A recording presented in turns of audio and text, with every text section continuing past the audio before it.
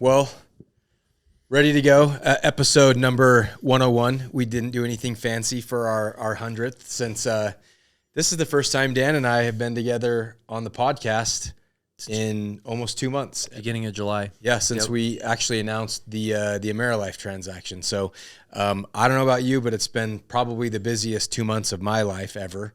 Past 2 months. So if that's any indicator, this is the first time that we've had time to shoot a podcast together, because between travel, personal stuff, a lot of the work, chaos, and a lot of the industry changes that are going on, we just frankly haven't had been in the same room for longer than 30 minutes for a very, very long time. Yeah, no, it's really true. So, and for those who, we have all sorts of listeners and audience, but a lot of carrier, folks, industry folks, agents, agencies. But, this is like our AEP. Like, this is our busy stretch. So from like on the distribution side, things are crazy heavy from about June 1st until I would say mid-October to November 1st. And that's when like we are just absolutely crazy. And to your point, we have so much travel because most FMOs do like one line of business like Medicare, or they're in Marketplace or ACA. But since we do both, we kind of get like the double whammy. And so like during this time of year, that's when all these carriers, of course, we've talked about it, they're doing their summits, they're creating their products, they're having their big meetings where they're going to distribution partners and they're kind of going through with their strategy, distribution plans. And it just requires a lot of travel. So we're always like splitting up, and 1 week I'm somewhere with Jeff, or you're there with Brian, or vice versa, or Jeff's with, I don't know. So we're always just going to divide and conquer, and people, it's just like passing ships in the harbor. You know what I mean? Yeah, I also think that, just the way that the industry's evolved this year, especially, and last year, where usually we'd go to the carrier rollouts, was pretty cut and dry. They had things pretty well squared prior to last year as far as what was going to happen during AEP. And then we'd all kind of come back with all the information that we'd gathered over the summer months, over the rollouts, and crafted our AEP and OEP strategy. And this year it almost feels like doubly busy because you still have all those meetings, and it's like, well, here's what we know so far, and it's subject to change. And then it's different 2 weeks later, 10 days later. And I think so it kind of, the trend started last year, 2 years ago and 3 years ago you would go to these events and you would come back with a full download, and you would have your game plan that you're creating that you can go execute.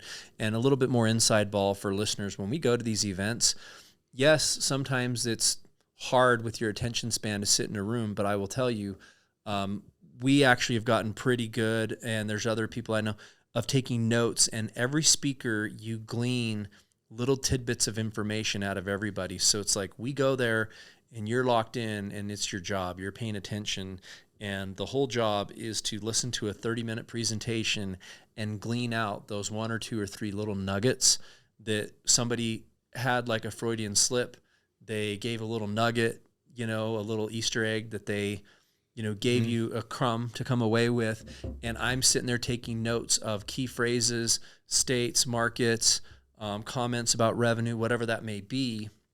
And we take these very detailed notes. And then, of course, every time we come back from one of these meetings, then we'll actually brief like our key leadership team on, hey, what was the overwhelming theme of the conference or the summit? What was our position with that particular carrier? What is their outlook look like? What are the key takeaways, things that we need to focus on? Where's the positive? Where's the negative? And we kind of share all those notes. So yeah, and it's interesting this year, it's kind of been a mixed bag of tone and presentation, because some carriers are a little more optimistic and they want to share a little bit more and they're in growth mode. And then some of these rollouts, to me, felt a little bit more like a funeral, where they're like, well, here it is. Here's the bad news, everybody. Well, do with this what you will. And also, like you've said, in years past, you would go and you would have a really clear picture of what you need to do from a strategy perspective. Now, starting last year, and it was worse this year, you left there with just as many questions as you did answers, and you're not getting as much as you need. You're only getting 20% of the strategy. A lot of the carriers are holding back on whether they really want to grow, which products they want to grow with, where and how. And if you try to pin them down to the really hard questions, they're very elusive these days. So I think that that it's made the environment much more uncertain. And I think like that's going to be the overwhelming theme of this podcast episode is just the uncertainty over the next 30 days as we're really gearing up to those last 30 days towards AEP, and then right behind it, the OE. Yeah, last year at this time, we did a podcast that was one of our more popular ones called Texas Hold'em. This year, this AEP is going to be like a game of Texas Hold'em, see what happens on the turn in the river. And I think this is like... Last year was the turn. This year's the river. This year's extreme Texas Hold'em or an even more complicated game because... Yeah, there's carriers that are still holding critical information pretty close to the chest, and we're out here trying to, craft strategy, and there's just questions all over the place right now. Yeah, and I think that depending on who it is, some people they understand the predicament that we're in as far as scaled organizations and scaled distributions go. If you're a large org with a lot of different agents, you have expenses, budget, marketing, everything else, you can't quite move as fast as like an independent field agent. So if you're out there listening and you're like, hey, I'm an independent agent, I have 400 clients in my marketplace, you can be pretty nimble, right? As far as doing your certifications, having a game plan, your centers that you're going to go market to, whether it be I'm working a Walmart store, I have a funeral home I work with, I do these health fairs, whatever that is. You can have your game plan, and what's going to be fluid is, which carrier products come finalized, and maybe you're going to sell a little bit more Cigna than you thought, or a little less Aetna, or whatever. Things are somewhat interchangeable there. You have much fewer variables with a scaled organization right now. There's just a lot up in the air, so it's more difficult. And I said some of the people in the industry, they understand that, and they're like, well, tough noogies, that's how it is. And other people are like, I guess I never realized that there's this time that's needed when we make these decisions. So it's been frustrating talking to some. Yeah, overall, I think, we were talking about it before the podcast, but I think that there's some decisions that are being made across the board from CMS and carriers, from regulatory to... Well, before we go there, yes, that's a whole section of this episode I want to get to. I wanted to start with that and then go into it, but whatever. Well, I do need to recap at least one thing because I was at the UHC Summit a couple weeks ago. It's kind of a blur. Was that not last week? Was it the week before? Anyways. 2 weeks ago, yeah. 2 weeks ago, I think I was in Minnesota for the UHC IFP for the individual and family plans for their summit and their kickoff. Was there with Jeff, who, if you're a regular listener, you've heard from him and Heather a lot on the ACA side, but overall it was a good summit. I thought it was good. Like most carrier summits on the ACA side, the room is very divided. 50% of the room of distributors and agencies, it's a funeral for them, and 50%, we're really excited about some of the changes and curbing and fixing things, trying to get back to good quality business and having a sustainable business.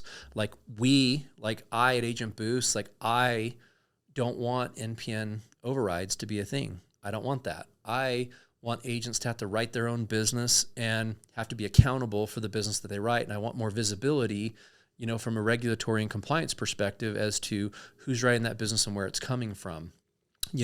I don't want ghost policies. I've not been one of the orgs benefiting from that. I don't want the ghost policies. I don't want the DACA policies. I want to clean out a lot of the mess and the problems that have existed in the industry, because part of it right now is that from a business perspective too, I want this to be a stable line of business that we can increase the LTV and that lifetime value of that consumer. And we're getting back to really helping people with their health and their wealth. And that is now recognized as a good, viable line of business. And right now in the ACA space, an LTV of a policy may only be 5, 6, 7 months. I would want to get it back to where that LTV is 14 to 24 months, and it's a lot more valuable business there on the ACA side. So those are the things that I think, I'm on that 50% of the room, and it was very apparent there just from tone perspective from a lot of the attendees.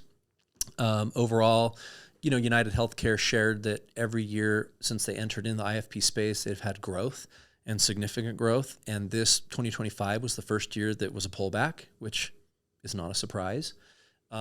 just based on the environment. So it was the first year they didn't grow. And kind of one of the themes that they mentioned was that, like, we don't make the waves, we just ride them. And that's the sort of thing that needs to, you're like, it's kind of catchy and clever. Yeah. You know, I was like, well, maybe on the ACA side, you don't. But yeah. So, you know, that was kind of the theme of it this year, that, again, we're going to be in a really rocky and tumultuous year. And it was interesting because they talked a lot about NPS, which, if you don't know if an NPS score, it's a net promoter score. You use it in not just our industry or sector, but if, you know, all these different sectors or industries, you know, in the globally. So if you're in the retail sector, if you're Verizon, like, what's your net promoter score? Like, how do your customers view you? So they were talking about net promoter scores, NPS. They were talking about, you know, value-based care, VBC, and they're talking about risk arrangements. And I'm like, oh my God, I am sitting here. These are the conversations we had in Medicare 10 and 15 years ago, and they're just now becoming like center stage and a focal point of getting back to quality business and profitability, you know, and so you're just seeing those same fundamentals coming into the ACA. So just to kind of give you more of a peek behind the covers, that was kind of at the key of, I guess, the summit or the symposium there with United Healthcare. But they, I think they have their strategy, which is they're going to have a lot more bronze plans are going to be a lot more attractive. We know that silver loading is going away. And so for 2026, they're going to have a lot of very attractive bronze plans, and they're all going to be HSA eligible. So I think that that's going to be a big driver and strategy for them overall. And we are forecasting to have an increase overall with sales with United Healthcare this upcoming open enrollment. So that's I guess the recap, at least, of the summit going to from United Healthcare. Yeah, I mean, even since you were out at that summit, there's been probably 10 significant ACA news pieces come out and things that have changed. That's kind of illustrates the point of what we were talking about. Is you go to these rollouts, and literally by the time your plane lands on the way home, something's already changing or the needle's already moved a little bit. Yeah, you're not even kidding. So, and the hard thing, it's killing us, like, from a distribution perspective, because, you know, like, let's say they come out with, hey, there's these 5 key measures from the administration that we're going to crack down on and change. Well, so for us, we have to really, you know, bone up, so to speak, on all that information. We have to become the experts. We have to digest that, and we have to figure out, okay, what does this mean? What are the implications for us as an organization? How does this impact the agents? And how can we distribute this change to all of our agent and agency partners so that, you know, that's our job, right? And also, how can we best prepare them? So we go kill ourselves reading through articles and sources and everything else and say, okay, we're your guided expert here, and here's what you need to do, and here's this new regulation that you need to follow, or this rule change. And then suddenly 3 days later, you're like, just kidding. Don't worry. We're not doing that anymore. Yeah. And it's kind of like, well, what the hell, Agent Boost? Like, you just made this big deal and did this, like, webinar. Came to some meeting and you told me it was this. And it's like, that's what it was 2 days ago. Just kidding. It's not that anymore. And yeah, that has truly been what's been going on in the ACA marketplace this whole entire year. And can I talk about, like, the political ground, the kind of the game behind it, the politics behind some of it? Yeah, I think that's one of the things we want to talk about today. So, but what's driving a lot of it is everybody who is a regular listener needs to understand that, like, we don't take sides, right or left or anything like that, but you have to understand the game that's being played behind the scenes to have a better understanding. And right now, what is making so many of these changes, and almost by, like, the day, it's just the midterms that are coming up this next year, right? So with midterms in play, you know, you have Republicans who are in a bad position. They've put themselves in a really bad position. I always talk about how you hope they're not that stupid and other things, but healthcare is a really important decision maker for voters. Very important. And so when you look at it, the only thing ahead of it is the economy, and, you know, those are usually the second highest thing. Yeah, but that also is, like, at the end of the day, what they're really doing is voting with their dollars, right? Like they care about the dollars that they get, and they care about the dollars going out, whether that be in taxes or other things like that. So healthcare is a big part of that because, are you getting subsidies? Are you not getting subsidies? Are they enhanced? Those things are all affecting your bottom line. So it's a huge decision maker for people.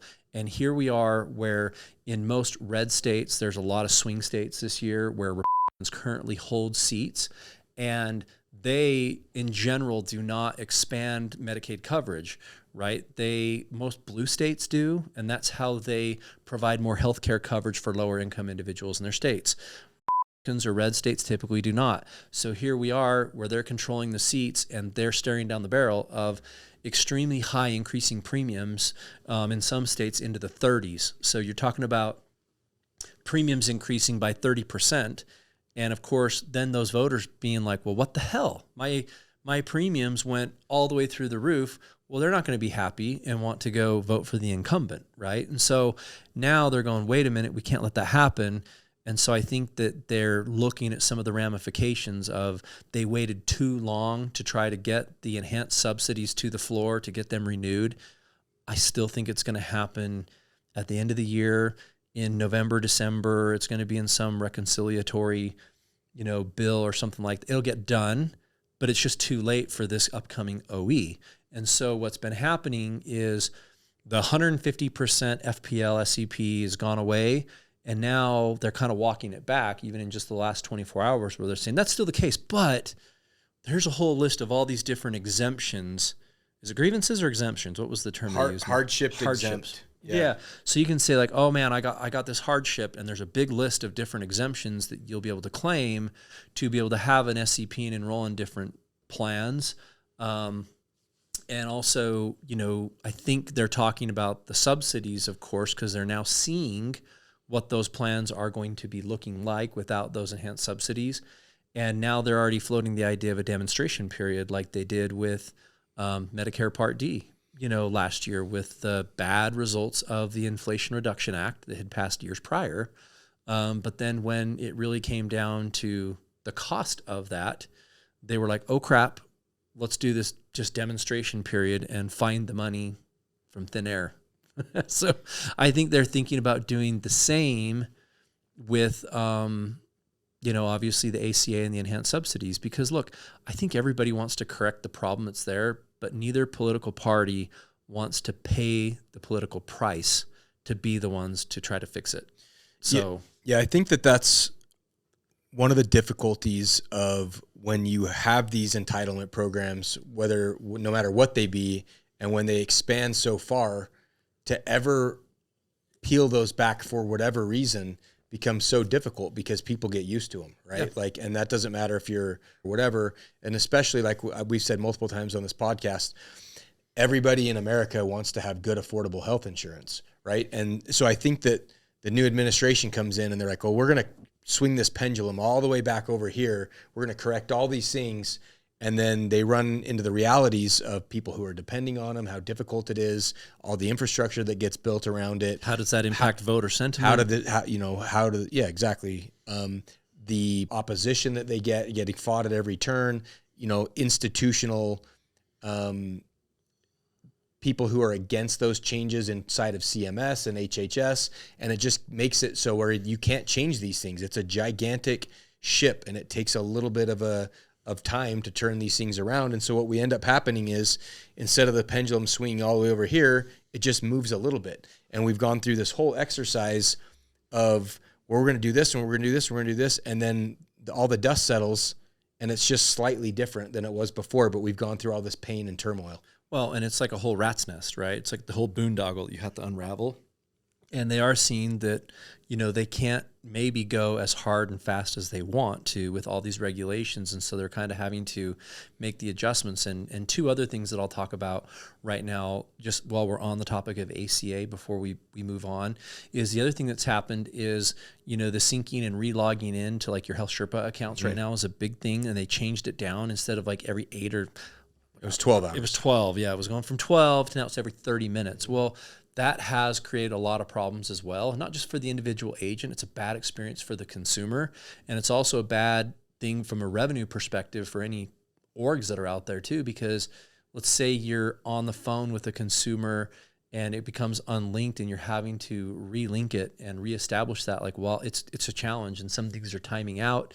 It's creating real issues. So we understand that, like, what the intent is of trying to reduce that from a 12-hour relog in to link it to 30 minutes to try to prevent like the sharing of credentials and, you know, have more, but it's not accomplishing that. It's just causing more problems, and it's creating more problems than it's solving. I think they got that from the Mark side of things, because if you've ever used Marks, it logs you out every 30 minutes. And there's been times when I've been helping a consumer in prior years, and you're like, I'm already logged out of this thing. I just had to do a 2FA to log in. It's a huge pain in the butt. At the beginning of the call. Now I got to do it again, you know, and it's just like, again, the pendulum swinging. Let's correct this. And then it swings so far the other way that you go, now this isn't right either. Now it's bad, and we got to be fixed in the other direction. Make it every 4 hours or something that's reasonable. But anyways, so I think that's been one thing that's been, you know, it's been a miss from the intention, I believe. So hopefully they take a look at that, especially as you're looking at the chaos that's going to occur this upcoming OE. You don't want to exacerbate that problem. So I hope that they take a look at maybe walking some of that back, or like a meet in the middle. The other thing that I would just mention that's hard is just the FFM certifications, right? Like, we still don't have a date of when the FFM certification is going to be available. And November 1st is when it starts. Well, here it is, September, what is the 4th? It's the 4th of September, and we're less than 2 months out, and, you know, we still don't even know when it's going to be available. And our agency, we did speak to somebody at CMS today, and they said, hey, we had it available and it was ready and we were going to release it, but then we've been having all these last minute changes, and so that's what's delayed it. But it creates real challenges, going back to, again, if you're just an agent, okay, fine, you hear the announcement, you go pop on, do your certs, no big deal. But if you're a scaled organization, like for us and others, you go, well, when is my hiring class? When do I hire this group of people? And if CMS wants to uphold their commitment, where I want to have great agents, I want to have really solidly trained agents that I can onboard and give adequate time to really teach them the concepts they need to be a good insurance agent. It's pretty hard to do that when I don't even know when my training cycle looks like, or period, before OE. So, I mean, there's those challenges that I would just raise, that I think those are very doable, even if they launch the FFM and then sent like an updated thing afterwards due to regulatory changes, or like assigned a module after the fact. But well, that's the FFM not being out is a small indicator of just how tumultuous the ACA space is right now. We have a lot of large organizations. There's a lot of Medicaid organizations and people on Medicaid that are wondering, am I going to lose coverage? There's this whole decision-making tree and this whole like downstream effect of things that are going to happen depending on what ends up happening before open enrollment. And people need to help ultimately service these consumers. And that's what my point is all of this chaos, whether it's R caused chaos or D caused chaos, ultimately has a bad member experience for these consumers, because you have people on Medicaid that are worried, are they going to be losing? What's their eligibility? What's their roadmap looking like? You have people on ACA that are getting subsidies. What does their future look like? And meanwhile, you have all these orgs, entities like us, scaled agencies that are servicing these people and helping them. And we're all just sitting there going, how do we plan for this accurately to be able to potentially, you've got this whole sliding scale of contingencies that you're looking at, and it just makes it extremely difficult to make really good business decisions. Yeah, there's almost an asterisk behind everything these days. Yep. And that's what I've kind of been communicating to agents, like, here's how it is today, comma, but asterisk might subject to change, because it really is the case. So anyways, that's kind of to summarize, but ACA and Medicare are kind of in the same boat, like just with the uncertainty and the chaos and disruption. You know, we talked about how disruptive last year was. We were really on top of it. We communicated early and often about our opinions and how we thought that year was going to be very chaotic, and it was. And this year it's more, right? We've been saying, everybody kind of I think a lot of agents and agencies, carriers even, they sighed a breath of relief last year after we got through it, so to speak. When the dust settled, they're like, oh, that was, wow, a really rough year. Like, that was challenging. That was the toughest year we've had in 5 years or 10 years or whatever. And it was. And this year is already shaking out to be more. This year was like, hold my beer. Yeah. More difficult than even the prior year, because that's the other thing. We were just mentioning ACA specifically. When it goes to Medicare, we have a lot of the same things that are very much up in the air. We talked about going to all these summits. We talked to all the decision makers, and they're like, I'm going to give you 20 to 30 to 50% of the information, and the rest I'm holding tight. And we still have carriers that are really uncertain about everything, the growth that they want and where, because I'm still saying to them, hey, I want to be a good partner. I don't want to write bad business that you guys don't want. Like, we don't want to ultimately cause friction for the consumer. Like, I don't want to go to a marketplace, have my agent selling a consumer on a plan, and then forcing that consumer to have to go find a new plan the next year. I don't want that. Mm-hmm. And so we're trying to say, like, where are you going to be stable, where you feel like for a 2, 3, 4 year runway, you're going to have stable products? Tell me. And some of them still can't really answer that question, which I think should be basic. Secondly, they won't say, we actually want to have and take on the growth. They're like, well, we kind of do, but like, well, but boy, if you do too much, we're going to pull that non-commissionable or suppress plan lever again if we do. And I'm saying, please don't put me in that position again, where you tell me you want the business and then I go do it, and then you pull that lever and suddenly everything's non-commissionable or suppressed, because, that's where I deployed marketing dollars and a marketing strategy and effort in those areas. So we're trying to nail that down. And then we're also trying to say, like, well, what's commissionable? What products? Where are you going to have exits? Where are you going to have suppressions? Can you give me a list of that?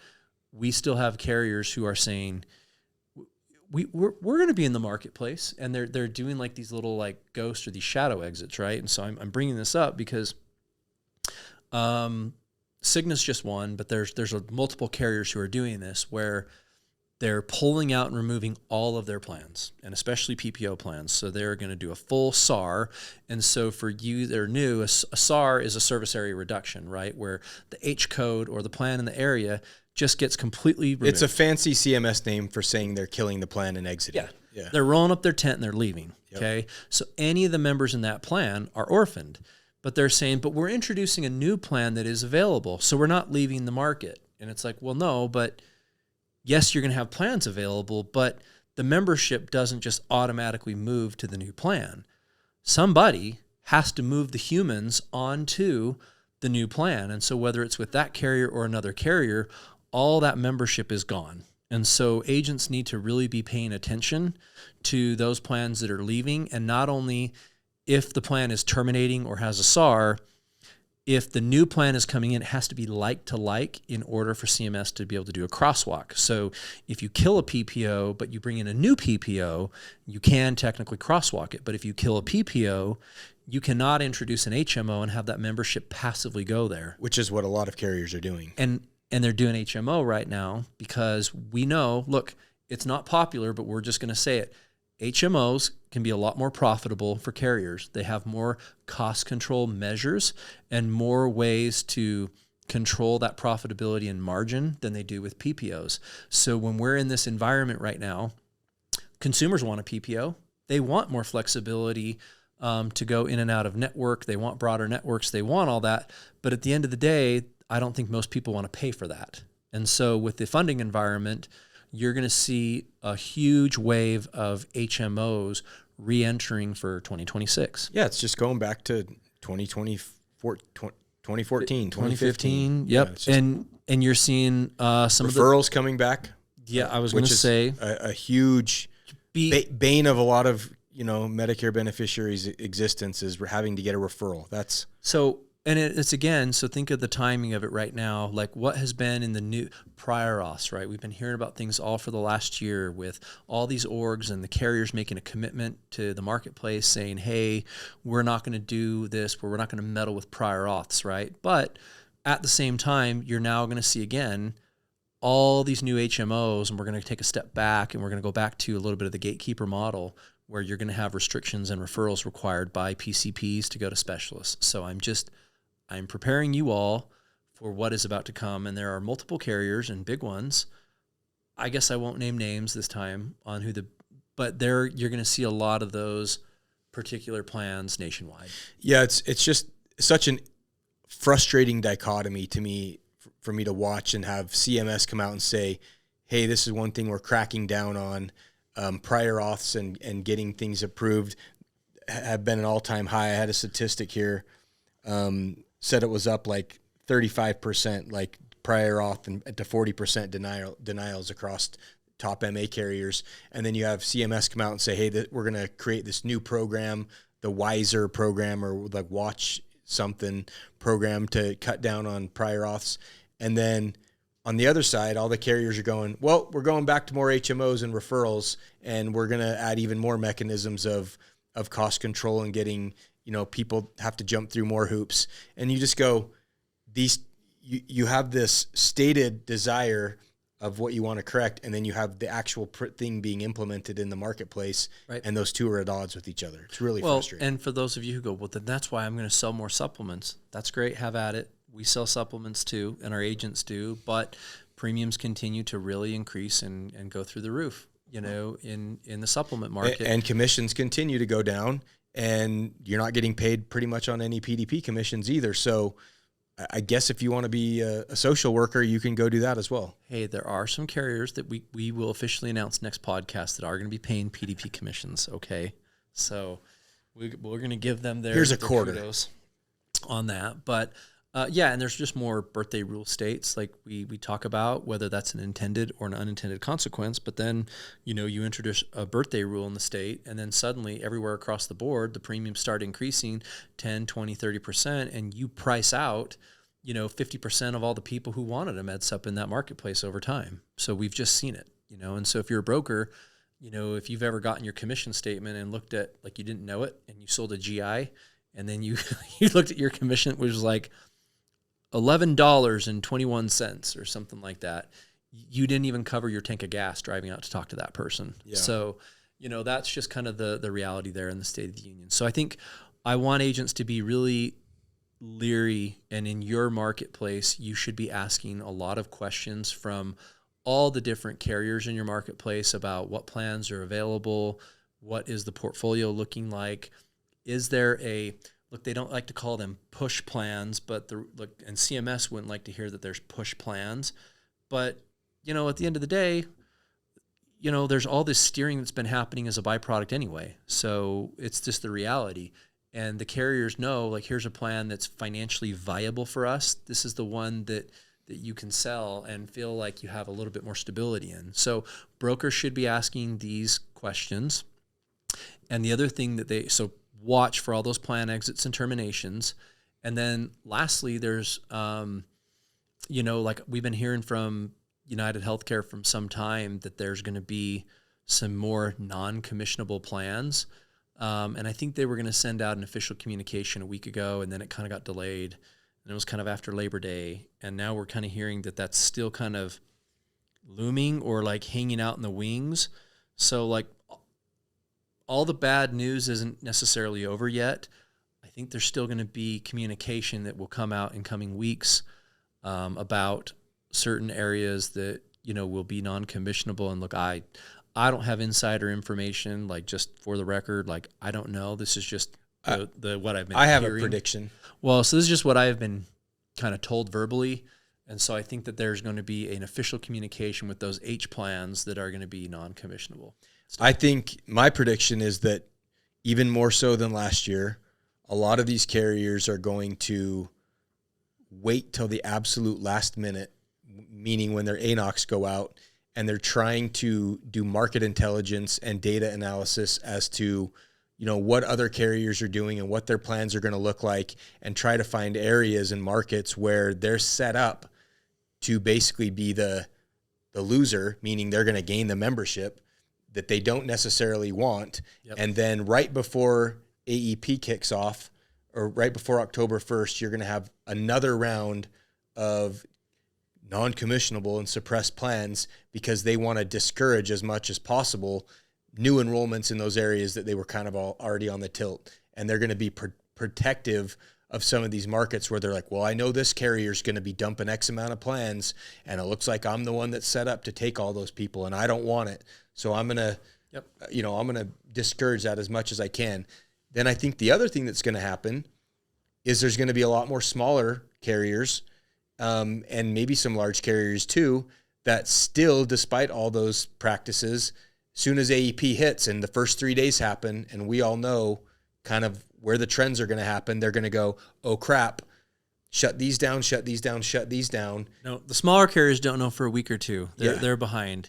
And then, they got to wait till they count their, whatever those old abacus. Yeah. They have to use their abacus to figure out like that they're screwed. They're like, hold on a minute. Mary just added up all these fax enrollments and we got a lot of these. I think that then that's going to happen too. And we're going to be left with, during AEP, a very slimmed down portfolio of commissionable products of places to fit these consumers.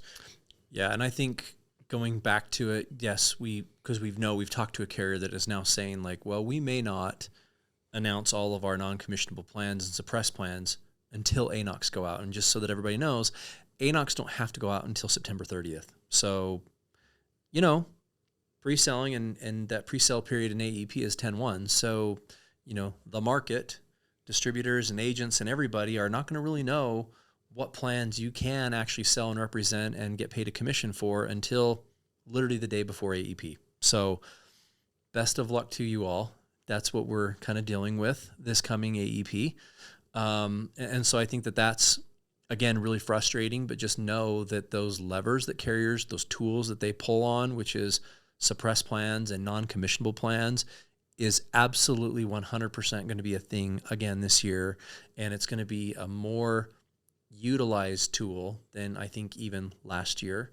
And the other thing that you mentioned that is important for people to know is that there's going to be some long-term effects from this too, from a couple perspectives. One, there are carriers who are still submitting bids right now. It's like musical chairs, right?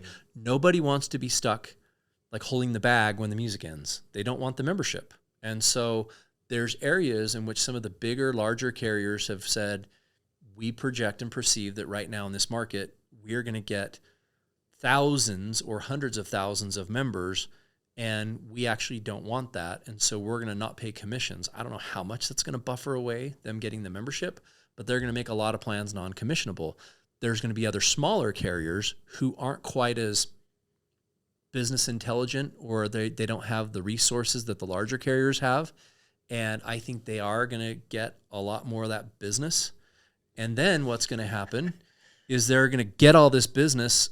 I'd love to just name names so we could be very prophetic, but I know then they're going to suck up this business, and then they're not going to have the ability to even service the claims or the members. And then I worry that even going into next year, you're going to be hearing of Sonder, health plans times 10, and you're going to have multiple carriers in receivership who has to give up membership or they're insolvent because of this. So those are just things that I'm looking at and seeing that are definitely potentials for this upcoming AEP. Yeah, kind of along those lines, I really think that the industry has really placed a lot of scrutiny and burden on the agent, the average everyday insurance agent right now. And right now, I feel like the everyday field agent is the unsung hero of the industry right now. And this upcoming AEP, we're going to have a lot of work to do. Last year, 26% of all Medicare beneficiaries moved. I bet it's going to be more than that this year. 30, 35. Probably close to 30% of all Medicare beneficiaries moving. Well, who's around to perform that work? Because this is one of my big concerns is there's so many people that need help and need service right now, but between compliance and the industry and market economics, CMS and the carriers have basically ran all the call centers. They've ground them all to the ground or eliminated all of them. So there's not a lot of, or if they exist, they're really closely under their thumb. Correct. So. And there's not a lot of telephonic bandwidth left. I would say the capacity compared to 2 years ago is probably a fraction. 40 to 50% of the capacity. I was thinking 20% or less, but I mean, when you think of, they're kind of like cockroaches though, dude. They're kind of hard to, well, and they spin up, when there's opportunity. But I'm saying, like, if you look at all the call centers, all the virtual ones that spun up this year, and all the, the big 3 or 4 that have all either gone out of business or, significantly laid off their sales force. But not only that, you have agents that are being termed, and market economics and the industry's been so difficult the past couple of years that a lot of people are just giving up on the industry and they're just getting out, And so I go, well, yeah, Dr. Oz said that he thought there were too many insurance agents in the marketplace. And I definitely think that was true, especially on the ACA side of things. But now I go, who's going to do all this work, and how are they compensated? Because I'm going to guess that by the time AEP hits, a third of all MA plans nationwide will be non-commissionable, or maybe more. I'm going to be optimistic at 25%. Yeah, I mean, but that's still a significant amount, And if you're a local field agent and you're in one of these states where all of a sudden you have carriers. Here's the other dynamic too. You have some carriers in some states who are like, we're only going to appoint our local resident agents. So if you're an outside party, like a non-resident agent, we're not going to appoint you to sell. And that exacerbates the problem too. Yeah. Anyway, I just think that we're still overall very, we always say this after we talk all this doom and gloom, very optimistic about how much we're going to grow this AEP and OEP. Very, very optimistic. We know we're going to grow a lot. You just have to take your lumps, do all the service work, help all the people you can, and then move into growth mode. But I wonder what the industry is going to be left like with not enough agents to serve the consumers, to do this work. And a lot of these areas that are going to be turning into Medicare wastelands, a lot of these states where the funding environment obviously isn't good enough, and there's going to be no plans that want business. There's going to be Look at Wyoming. Yeah, really affordable supplements there. And I just go, what's the end result of all this? What have we created, And then I do think, again, optimistic, everything will be kind of course corrected. Funding will be like increased, cost savings will be down, and everybody will go back into growth mode. And then I wonder what are some of the long-term consequences that some of these carriers have made, to burn down their distribution and go non-commissionable and terminate all these agents and things. I think there's going to be 5 to 10 years of goodwill that they've burned down in a short period of time. As our dad says, cut off their nose to spite their face. Yep. Or they wanted to save, money in the short term to make their stock price, not look so bad. And long-term, years out, they're going to have a lot of hard work to rebuild agent distribution and loyalty and expand all these areas where they spent the past decade going into. Well, I think that's not all of it. There's still a handful of things I want to talk about before we forget too. And it's the other kind of thing that I want to throw out there on people's radar as we're talking about just the environment too is, look, you have, Elevance specifically, but a couple other carriers, like a few that have mentioned this new term that they're saying, well, we're going to have highly competitive pay, like highly competitive commissions. So anybody listening understands what FMV is, right? Like CMS has established what they call is fair market value for Medicare Advantage and PDP commissions, where they say, hey, here's this ceiling, and not to give everybody a lesson, but back in my day when we sold Medicare, in the good old days. The good old days when we cold called over the phone and you loaded everybody up at the Golden Corral. And bought them steak dinners, yeah. Yeah. Back in the day. No, but, a carrier could enter into a marketplace where they had no market share and just bump up or double agent commissions. And, of course, agents were enticed or incentivized to go and sell the higher paying commission products. So the whole reason that the government got involved and made these FMV fair market value commissions was so that there was a cap and that an agent would look, very unbiasedly at a situation and recommend a carrier or a product based on suitability rather than their compensation. That's the whole concept behind FMV. And so you have a couple carriers now who are looking at a 10.4% FMV increase this next year and going like, whoa, that's actually going to be a lot more money than we thought. I'm going, but the formula is already based like tied to the funding mechanism anyway. Yeah, it was already tied to that. You could have known exactly what the FMV increase was going to be a year ago. This shouldn't be a surprise, but you have carriers now having a hard time figuring out how to fund or pay FMV. And now we don't even know for certain for 2026, talking about suppressed and non-commissionable plans for the ones that they do pay commissions on. It's not really clear yet for some carriers if they're going to pay FMV or a highly competitive commission. Or the current plan year's commissions without the raise. Yeah. And there's a lot of ideas being tossed around. And so I think... Well, and they all back channel. They're like, what are you doing? What are you guys going to do? Are you guys actually going to pay this new increase? Are you raising? How about on vested policies? Are you going to pay them on vested, or are you going to... Just new business, or what are you doing there? Yeah, and so there's a lot of those discussions that are still going on, guys, just so y'all know. And then we're a couple weeks away from go time. So a lot can change. I'm sure like as we create more episodes going into AEP, I'm sure we're going to have one that we do more updates as things are kind of unfolding. But the other thing mentioned is a lot of these carriers, like I would say, are making really, really fundamental decisions right now when it comes to the consumer, their products, distribution, and the agent community. And they're making very, very, very impactful decisions right now with their partnerships and distribution, like you said, that I think are going to have lasting effects, years of effects. There's people right now like, look, I get it. We're in a tough environment, right? And the problem is with all these publicly traded companies is that the CEO wants to be the CEO next quarter and wants to hit like their EPS, and they want to hit their earnings, and they still want to be the CPO 2 3 quarters from now. And so like that kind of decision making is forcing these carriers, some of them, to make really, really what I think are huge mistakes in distribution in the marketplace.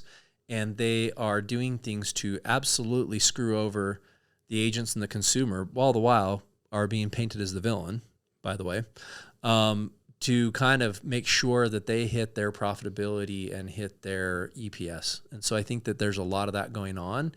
And, we talked about it before. Look, I keep score. Absolutely. Everybody keeps score. Agents do. We have agents who still won't sell a certain product because they're like, oh, I remember they pulled out. They told me this. They did something different. I won't sell that carrier. Agents remember, and so do distributors. And I think that people are making bad decisions right now to save, it sounds funny, a couple $1,000,000. They're doing it to save a few $1,000,000 here and a few $1,000,000 there, but it's going to cost them all their growth in the future for some of these carriers. Yeah, it's we, not to sound too cynical, but we talk all the time about how it's partner, partner, partner, partner. And then when push comes to shove, it's like my favorite quotes from Succession, money wins. And they just go, it's a cold-hearted transaction and you're a line item. And I needed you last year, don't need you now. Yep. So you don't maybe I'll come back and wave some dollars in you in the future and hope that you come back to the table. And they just, make these hard decisions. And it's just so hard because I think the average insurance agent just really wants to not have so much of this noise and chaos. And you used to be pretty immune from a lot of the back end industry that comes out. You could just kind of poke your head out right before AEP and see what the handful of little changes were and run your business. And now there's so much external stuff that you got to pay attention to and focus on. It's just insane. Well, and I think that's part of what, like we were talking before the episode about what we were even going to discuss, and look, we sometimes there's always things to discuss. I think I could talk for 3 hours about things going on.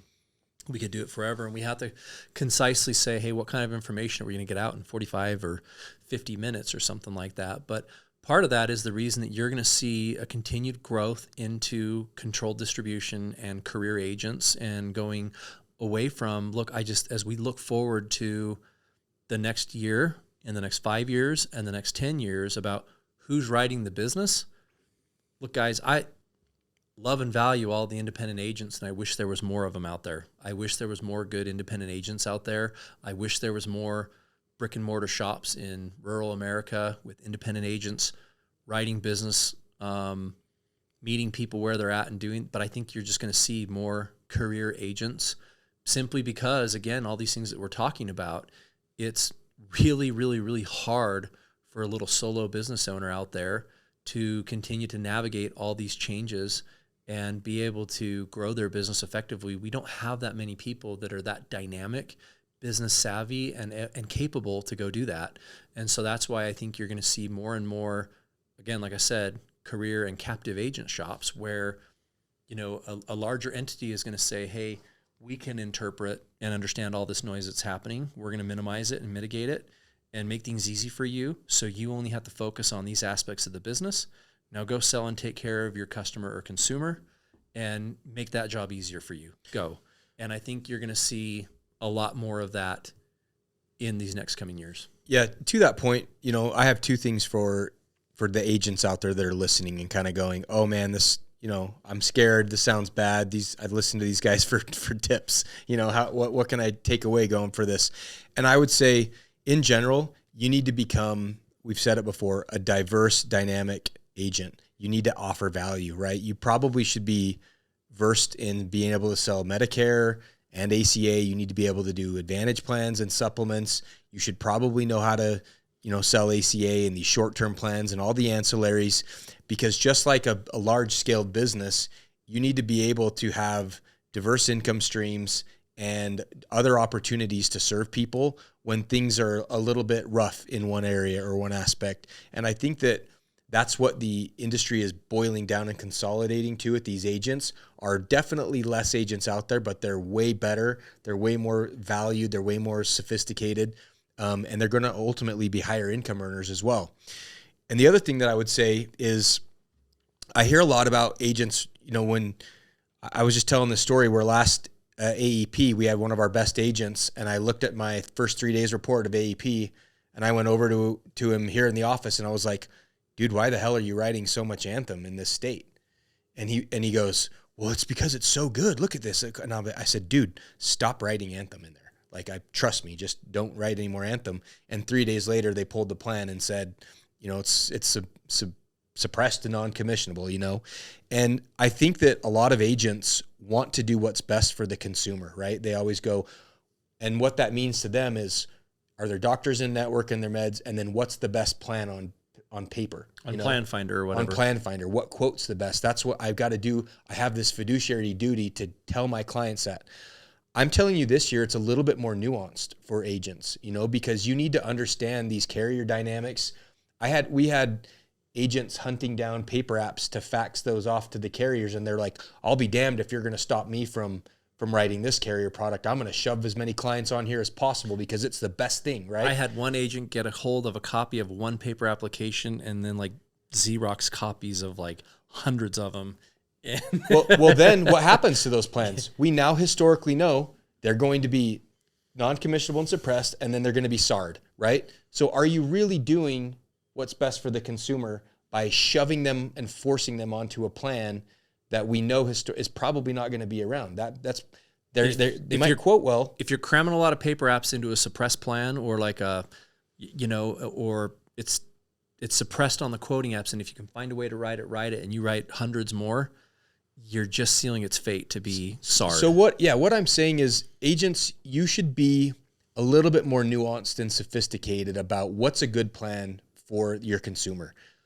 Ultimately, like Dan and I are saying, the plans are going back to 10 years ago, and the core things that matter are they going to be around? Are they going to SAR you or eliminate that plan in a couple of months? Are they going to have the bandwidth and infrastructure to service you? Are they going to have good benefits for you? You know, are they going to take care of you? Are they going to pay you a commission to do your job, to perform service work? Yep. So I think these are things you should look at in your mindset of like, what's doing right for the consumer. It's not always just, well, I quoted them all on Sunfire and this one came up with the best benefits, so that's where I'm shoving everybody. You know, yep. You need to have another layer of nuance when you are looking at helping your consumers find a good plan this year. Yeah, and I think just to kind of before we wrap, how often are we telling agents like, hey, we have one agent here that does ACA or offers IFP plans, but then they don't do STM, and then they have a consumer or a prospect that can't afford the premiums because they don't qualify for subsidies or something, but they're not appointed with STM, and so they can't place it, right? I mean, so we keep telling people, you got to understand these STM plans, you got to get your appointment. You want to do that, first and foremost, so you can actually truly do a great job in service and take care of your client and your member, but two, so you can actually get paid a commission and be more diverse. And the same thing I would say with the ancillaries, when we're looking at this environment, and this is kind of like a precursor to what we're talking about on our kickoff next week, but you're looking at benefits being pared back, and you're looking at dental benefits being a little stripped out, and hospital coverage and other things, and increased MOOPs and all these other components. You go, if there's ever been a time for an agent to start learning how to layer in and present hospital indemnity plans or dental coverage and ancillary products, if there's ever been a year, now is the year. And we scream from the rooftops and tell people, like, be dynamic, be that agent. This is how you're going to take care of your consumer, and this is how you're going to win. And yet it's like 50% of the agent community, they just don't want to change what they're doing. They're just creatures of habit. So anyways, so that's going to continue to kind of be the theme rolling into this AEP and this OE.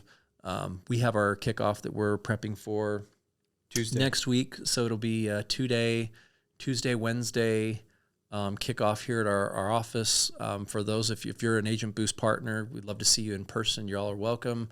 Followed by casino night and, open bar that hopefully doesn't get too crazy. But it'll be a good time. So we have we're combining our Medicare and our ACA kickoff into one big event next week. So we'll be doing that, and we should have a live stream link that, Mosiah, are we able to post that link up here on our YouTube channel? Okay, so we'll throw our link for that kickoff event if any of you listeners want to kind of peek in and kind of watch our event as well. So anyways, anything else we got to cover before we wrap, Mike? No, I think that's good. Long-winded today. Right. Hey, like I said, we could go 3 hours, but we'll spare you all, and we'll get off the soapbox for now. So thanks, guys.